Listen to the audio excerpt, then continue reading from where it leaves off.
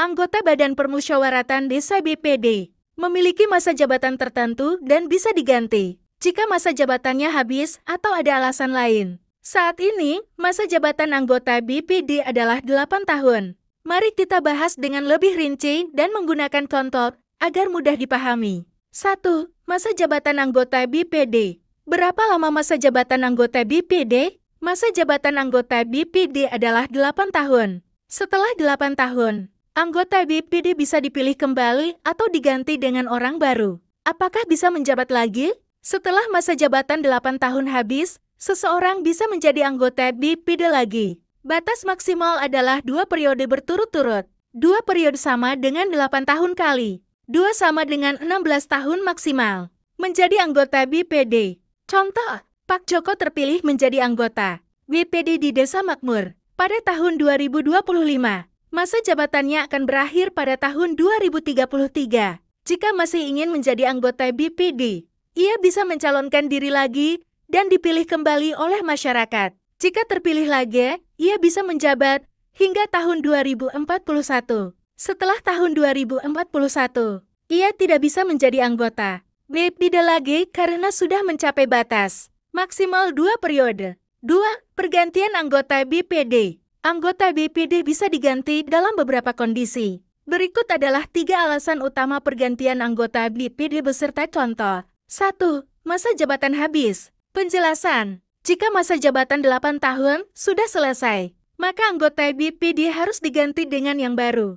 Bisa mencalonkan diri lagi atau memberikan kesempatan kepada orang lain. Contoh, di Desa Sejahtera, masa jabatan Bu Siti sebagai anggota BPD berakhir pada tahun 2033. Maka, pada tahun 2033, desa akan mengadakan pemilihan anggota BPD yang baru. Jika Bu Siti ingin menjabat lagi, dia harus ikut pemilihan kembali. 2. Mengundurkan diri atau meninggal dunia. Penjelasan. Jika seorang anggota BPD ingin berhenti, dia bisa mengundurkan diri dengan mengajukan surat resmi. Jika seorang anggota BPD meninggal dunia, maka posisinya harus digantikan oleh orang lain.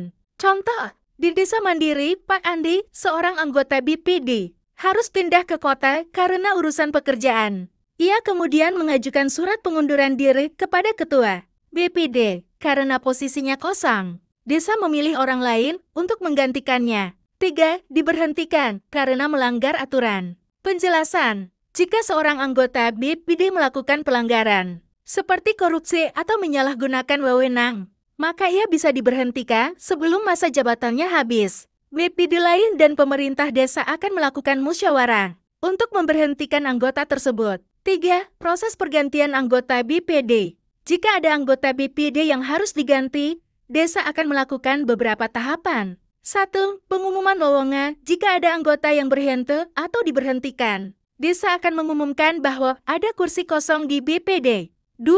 Pendaftaran calon anggota BPD. Warga desa yang ingin menjadi anggota BPD bisa mendaftar dan mengikuti seleksi. 3.